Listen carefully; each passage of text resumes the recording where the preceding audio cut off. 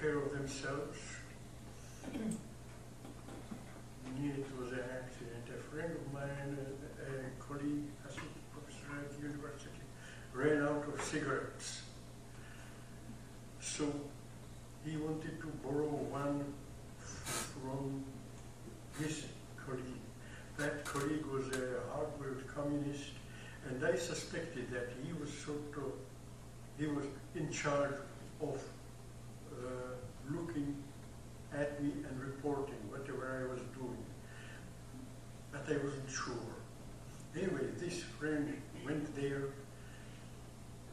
This hard-boiled communist just happened to be out of his office. So my friend decided he would wait and get the cigarette from him when he returns. While he waited, he noticed that there was a piece of paper with my name on this. So he read it, and it was practical. It looks like if you want, maybe you can come up here and finish, Dan. Do you think that's, I think it's, the mic is Closer? Better? It's not working. It's off. So he came to me. My sheet's turned off. The lights are on. I broke it. Do you want to finish on? You'll get a second before. It's working now. Yeah, it's working. It's working now, right?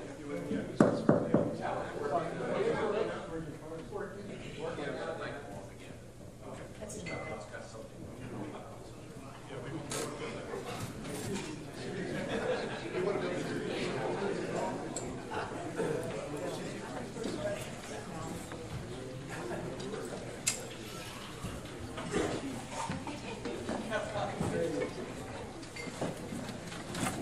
Now, this one works.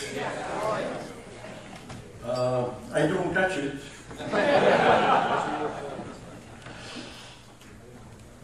Anyway, this friend read the citation, left the room without his cigarette, came to me and told me what he saw. So I pulled out of my drawer maps of the area where I wanted to escape. Anyway, memorized everything, didn't take the map with me, and went home. We ate lunch, and I told my wife, let's go for a bike ride. Well, she agreed, but she had no idea that I wasn't coming back.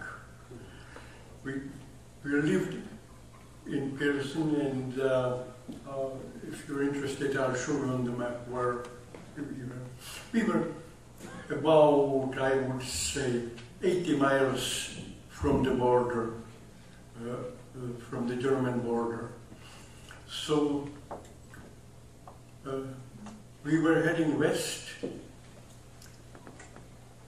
and I suggested that we go and look at a ruined castle. Well, my wife was not much for ruins, so she wanted to go to a spa. The first 30 miles were the same, so I didn't argue, and I hope that when we come to the place where the road forks, she wouldn't notice. Well, I rode first, but she did notice.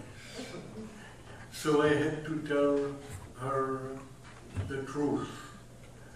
And I told her, now look, I am not coming back. I will try to escape. I may not succeed, I may be caught. even if I do succeed, I have no idea what's on the other side. Will they perhaps return?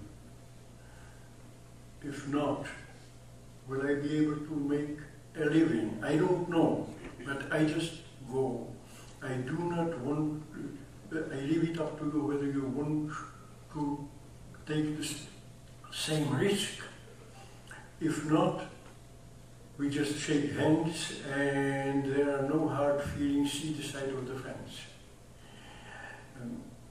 Well, it took her about 5 seconds. She took a deep breath and said, okay, let's go. So we did. Well, we came to within the border, but at that time, along the border, there was a no man's land where the police, the border guards would shoot without warning. They at first didn't, but when they tried to stop some of the would-be immigrants, those people opened fire. A few border guards got killed, so then they decided that they would be the one who will shoot first. Well, and this is the picture of the area which we visited 60 years later. You see a hill and there is a tall tower on top of that hill. That tower was the observation tower of the border guards. And by the shortwave radios and by telephones, they were connected to various places. So we had to crawl through the woods so that from this point nobody would see us. We got into the woods about 8 o'clock in the morning. We came to this tower about noon, and according to the map that I memorized, we were going to stay in dense woods until we got to the German border. But between the day when the map was surveyed and when we came, there was about a 20-year gap. And in between, some of the woods were cleared. So we came to a clearing. And it was about, well, less than a quarter mile, but still too much of an open space. And as soon as we came to the edge of it and looked down into the valley, we noticed one border guard going from left to right, and shortly thereafter another one going from right to left. So I thought, okay, now for about 2 hours everything will be clear. Let's charge. So we did, and went down through the valley, and in the valley was a brook. By the way, the only brook in the Czech Kingdom that drains into the Danube and into the Black Sea. The rest of the streams go north through the Elbe into to the Black Sea.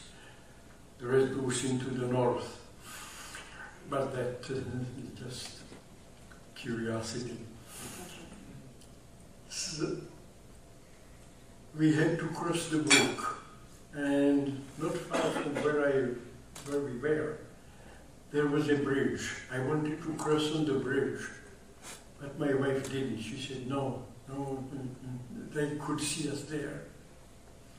So we waded the brook, and exactly at the time when we would have been on the bridge, there was a jeep with border guards searching the hills, where we came with their binoculars. Well, as soon as I heard the engine, I said, "Down!" And I fell into a ditch. And my wife didn't know what was going on. So she stood there looking around like the Statue of Liberty. Fortunately, she was guarded, hidden from the oncoming car by some bushes. They didn't see her.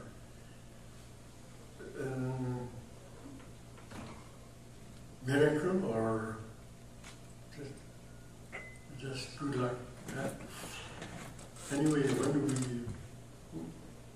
as soon as the car rolled over,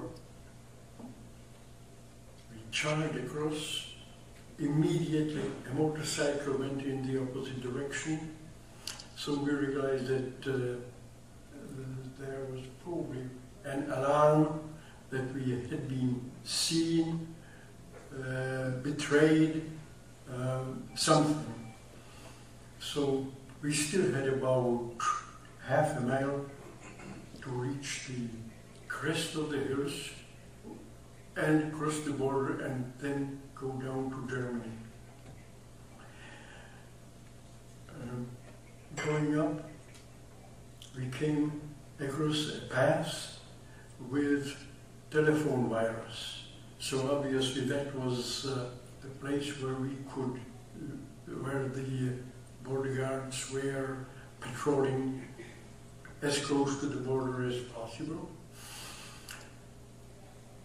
And my wife heard some dogs barking. Well, at that time the border guards would have a guide dog who would not only follow the scent of the person, but also pull the guard so that the guard could jog instead of just walk. And the dog has enough power so that a pedestrian won't run away from him. Fortunately, we had bicycles. And so we hopped on the bicycles, and since we were already on the downhill, we rode, I don't know how fast, but when I came there 60 years later and looked at this path, I don't see how can anybody ride a bicycle there and at a speed which to run away from a dog. Well, I guess adrenaline makes wonders. Am I right, Doctor?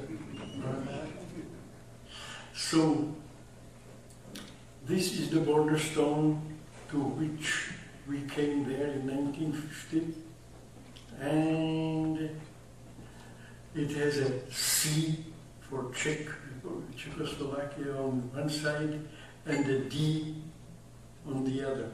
But I don't have a picture with the D or Deutschland on the other side.